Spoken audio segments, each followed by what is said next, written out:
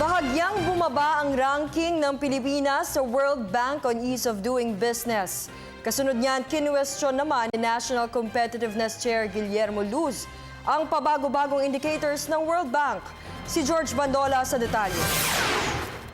Bahagyang bumaba ang ranking ng Pilipinas sa Doing Business Report ng World Bank. Sa report, pang 103 na ang Pilipinas kumpara sa pang 97 na rank nito noong nakarang taon. Sa kabila nito, ayon sa World Bank, bumuti naman daw ang katayuan ng Pilipinas business indicators tulad ng pagbibigay ng pautang para sa mga negosyante, pagkakaroon ng one-stop shop para sa business registration sa SSS, SEC, Pag-ibig, PhilHealth at iba pa.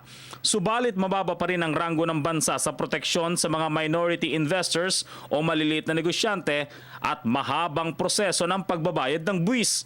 Kinu-question kasi ng mga negosyante ang buwan ng pagfa-file ng income tax imbes sa taon ng pagdedeklara nito tulad ng ibang mga bansa. Number 1 pa rin ang bansang Singapore. Ang Doing Business Report ay isang survey ng World Bank para malaman ang mga proseso at pamamaraan na pinagdadaanan ng mga negosyante bago makapagnegosyo ang mga ito. Kinu-question naman ni National Competitiveness Council Chair Guillermo Luz ang umano'y pabago-bagong business indicator ng World Bank. I think you're just basically confusing the hell out of all of us who are trying to fix something. We know we're introducing reforms. We know we need to fix things. We're putting in the fixes. But since the measurement keeps changing, the rules keep changing. And as a country, many emerging countries are accused of changing rules in the middle of the game. But this is a change of rules after the game is over. Methodological change leads to some unreliability in the relevance of this tool, and I'll illustrate why and how we need to improve it if we're going to use this as a tool.